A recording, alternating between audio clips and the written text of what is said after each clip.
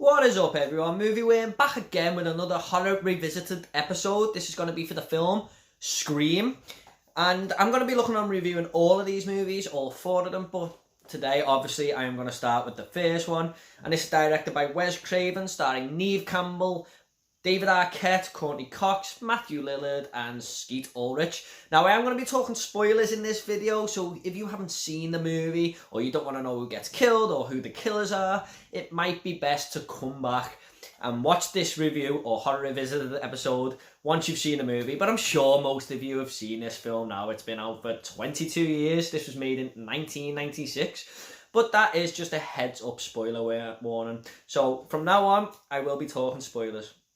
So I remember owning Scream back in the day on VHS. I owned it a couple of years later because my mum and dad weren't too keen on me watching horror films at that moment it come out. But a couple of years later is when I started watching horror movies, and Scream was one of the last I got to because I was watching Nightmare on Elm Street, Friday the 13th, Halloween, etc. And I remember watching this and it just had a very different feel to it to them 80s slasher movies.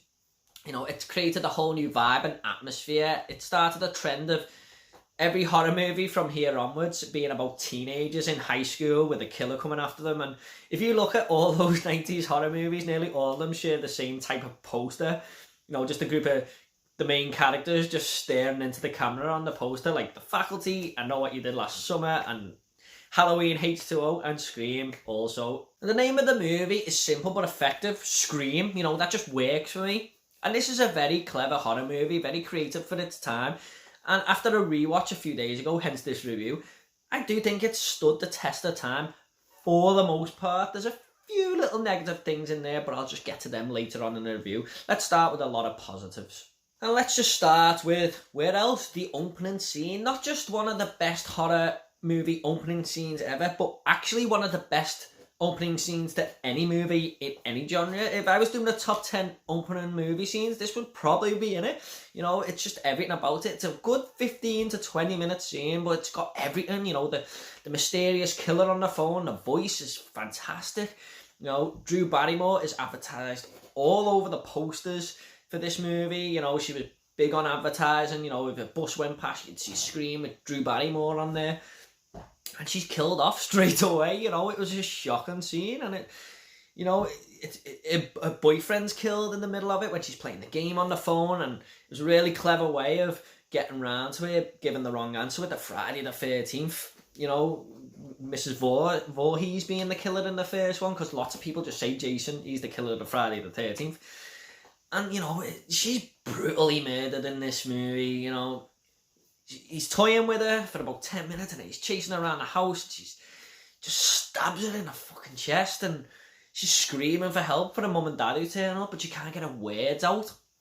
And next minute she's just dragged from a tree and hung from this tree, and her mum and dad find her and her mum screams. It's a brutal opening scene, and it's quite sad actually to see Drew Barrymore just absolutely gutted everywhere. You know, it opens the movie up really well, and it's a shocking scene and a very memorable one. And talking of kills in this movie, you know, there's some simple ones like the principal just being stabbed and Kenny the cameraman, which is sort of off screen. But along with the first opening scene with Drew Barrymore, Tatum's death is another very effective and inventive kill where she's trying to get through the garage door and Ghostface just presses the button up and it just crushes her head. You know, if you've got two very inventive kills like that in a movie, the rest can afford to be simplified. Also, as a little side note, I didn't realise how long the party scene is in this movie. The second half of the movie, it's like 45 minutes long to 50 minutes. And that took 21 days to film. And the cast and crew, you know, made t-shirts after they filmed it saying, "I survived scene 118. That must have been the name of the scene. And they all referred to it jokingly as the longest night in horror movie history. And this movie also gave us the horror icon Ghostface as well. You know, what sets Ghostface aside from other horror movie icons like Freddy and Michael Myers and stuff, it's a different killer in each movie every time. So, okay, I know Mrs. Voorhees was in the first Friday the 13th, and there's one other movie where it's a different killer pretending to be Jason, but it is Jason for the most part. Every single Scream movie has a different killer, but it's still in the same mask. So I think that's, you know, something unique about Ghostface, really. And you know, if you see a horror movie poster with all different horror movie characters on there, Ghostface is more than likely going to be on there. And the mask is very effective, you know, and even the phone voice now, if you download a phone app, you can more than likely to get that type of voice on there. And Scream is not just a very clever horror movie, it's a very clever whodunit movie. You know, I always am down for them. I'm always like guessing towards the end who the killer's going to be. And this lets you know that it's going to be that type of film from the first scene when Casey takes the mask off, but it goes off camera and you don't know, you didn't see who it was, you know. And my fiance had never watched this movie before. This was her first time watch. And I turned to her and said, "Who do you think the killer is?" And she said, "Randy." And I must admit, the first time I ever seen Scream, that's who I thought it was. The movie sort of points towards him because he's very knowledgeable about horror movies and stuff. And he even says in the video store to Stu, if this was a horror movie, I would be the prime suspect. So I think most people actually thought it was going to be him. Having two killers at the end of the movie as well was very effective. A genius idea by Wes Craven. Because Billy's in jail and Sydney thinks she's safe because Billy's the killer, but she gets a call saying you've got the wrong guy, and you're just like, whoa, I would have sworn it was Billy. But by the end of the movie, when it's revealed to be Stu and Billy, you kick yourself a little bit for not seeing that scenario. And when I said the movie does a good job of masking the killers, that is correct, but the second viewing, you kick yourself for not seeing it because, okay, you're looking for it, but when they're by the fountain, Billy and Stu are just acting like complete psychopaths, you know. Stu's telling the gang how he'd gut someone, where he'd slit them, and then Billy sort of tells him to shut up, and he goes, "I didn't kill no one," and Billy with the starey eyes goes, "No one says you did." You know, it's just so obvious. And another alarm bell is in the video store where they both gang up on Randy, you know, one's behind them, one's in front, just, you know, sort of bullying him in a little way. That's another alarm bell. And there's also, you know, Randy says I'll be the prime suspect because I know everything about horror films and stuff, but Billy makes a lot of horror movie references in this film too. The movie also sort of parodies horror movies whilst also being a very creative film as well.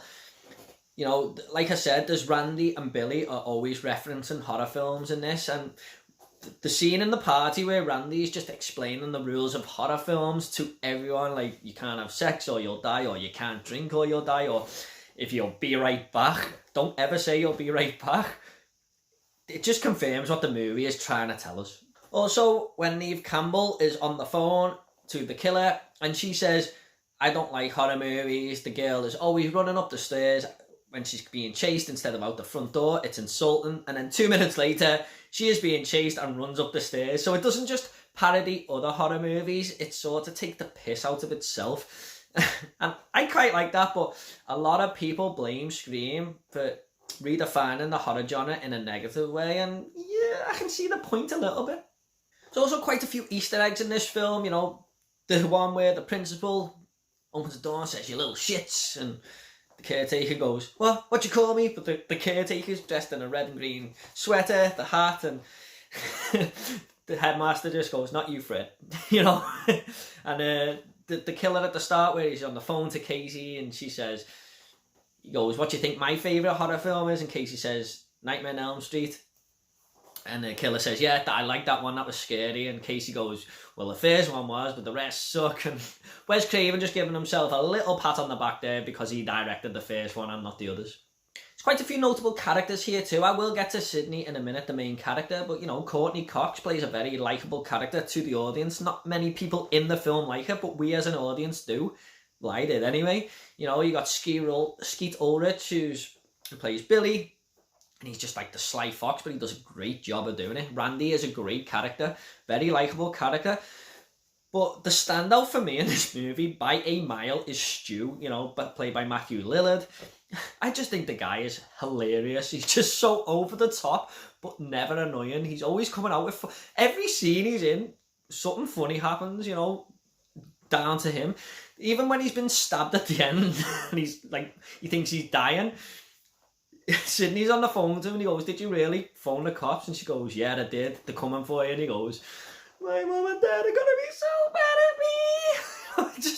I just think the guy is fucking hilarious. I just wish he was around for the sequels, because he made this movie for me in the character department. I just thought he was fantastic. I always wanted him to come back on screen. And that does bring me to Sidney Prescott, played by Neve Campbell. A lot of people say the ultimate scream queen. I'm going to upset a few people here. Just didn't do it for me in this movie. You know, I can understand that she's going through a troubled past, and by the end of the movie she's overcome her fears and shows very strong character. That I can praise. But my main problem lies that her character, compared to all the other characters, you know, even Dewey and stuff, she's just not that interesting or enjoyable on screen, and she takes up most of the screen time. So, sorry if I've upset a few people there, guys, but I do hope she changes my mind when I rewatch Scream 2, 3 and 4, because she is getting over a troubled past here. So, but it's still a strong performance by Neve Campbell in the acting department. Also, this movie might, like, I think it's aged well, I do, but it might feel a little dated to newcomers of the genre, because, you know, there's a little bit of cringy acting by some of the background characters here, but there's also a part where, you know, the police chief says, "What are you doing with a cellular phone, son?" And that will just be mind-boggling to the younger generation now, because everyone has a phone. That's not really Scream's fault, it's just the time it was made. But one real plot hole here for me, and it stood out like a mile. You won't notice it the first time you watch it, but the second time you might. I certainly did, was when Sydney's in the bathroom in school and the killer is in the bathroom. Now, she just spoke to Stu and Tatum, and then she spoke to Billy and then went to the bathroom. How did they know where she was going? And how did, I think it's going to be Stu's in the bathroom. How did he get there in time? It's just a bit of a plot hole. It doesn't make sense. Unless there's a third killer we don't know about, which there isn't. I don't know how they could have got to the bathroom in time. And it just stood out for me this time around. I'm just going to go ahead and rate this movie now. I'm going to give Scream an 8.5 out of 10. You know, I still loved it as much as I used to. Despite the little negatives, I still had a fun time with this on rewatch. It's a very strong slasher movie. One of the best horror movies ever made, in my opinion. Probably top 20. You know, I'm looking forward to checking out Scream 2, 3 and 4. After I do check them out, guys, I will be ranking the entire franchise, so look out for that. Okay, guys, so I always like to end these reviews on a little fun fact. Now, the fun fact for Scream is something that everyone knows.